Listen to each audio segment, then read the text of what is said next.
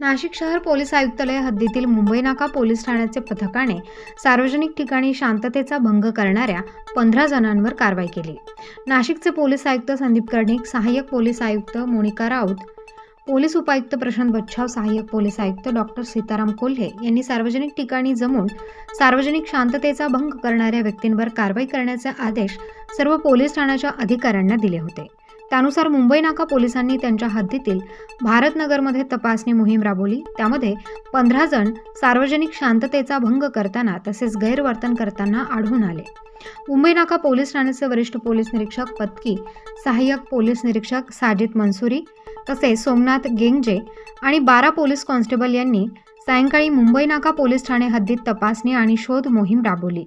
त्यामध्ये 15 जण त्यांना सार्वजनिक शांतता भंग करताना आढळून आले। त्यांच्यावर महाराष्ट्र पोलीस अधिनियम 1951च्या कलम 112 अन्वये कारवाई करण्यात आली। सार्वजनिक ठिकाणी जमून सार्वजनिक शांततेचा भंग करणे, गैरवर्तन करणे, इतरांना धमकी देणे, शिवीगाळ करणे, कोणाला अपमानकारक शब्द वापरणे, चिथावणी देणे, सार्वजनिक ठिकाणी मद्यपान करणे, धूम्रपान करणे, महिला आणि मुलींची छेड काढणे तसेच इतरही प्रकारचे गैरवर्तन करणाऱ्यांवर पोलीस प्रशासनाने धडक कारवाईची मोहीम सुरू केली आहे। त्या अंतर्गत टवाळखोर, रोड रोमिओ आणि सार्वजनिक शांततेचा भंग करणाऱ्यांवर कारवाई केली जाणार आहे। ओके। सातपूर पोलीस स्टेशनला एक 300/2022ला एक भादवी कलम 380चा गुन्हा दाखल होता। त्यामधील फिर्यादी अश्विन बाजीराव सातपुते वासळी गावामध्ये राहतात। त्यांचे घरातून एक सोन्याची पोत, सोन्याचं ओमपान, एक अंगठी चोरीला गेलेली होती। तो गुन्हा आमच्याकडे तपासावर होता।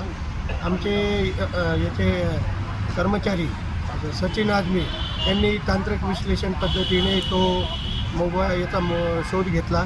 त्याच्यावरती आमचे पोलीस हवालदार खरपडे, सागर गुंजाळ व भूषण शेजवळ यांनी माहिती काढली।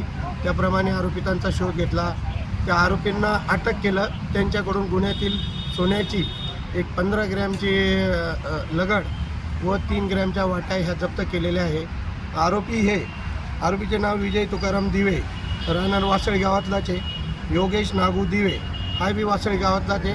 त्यांना अटक केली असून त्यांना मान्य न्यायालयापुढे हजर केले असता त्यांची दिनांक 22/1/2024 पोलीस कस्टडी मिळाली आहे। सर्व तपास हा माननीय वरिष्ठ पोलीस निरीक्षक रणजित नलवडे सर यांच्या मार्गदर्शनाखाली चालू आहे। वरिष्ठांची मार्गदर्शन लाभलेलं आहे। माननीय पोलीस आयुक्त संदीप कर्णिक सर, माननीय पोलीस उपायुक्त मोनिका राऊत मॅडम, त्याच्यानंतर ACP शेखर देशमुख यांच्या मार्गदर्शनाखाली सदरचे कामकाज चालू आहे।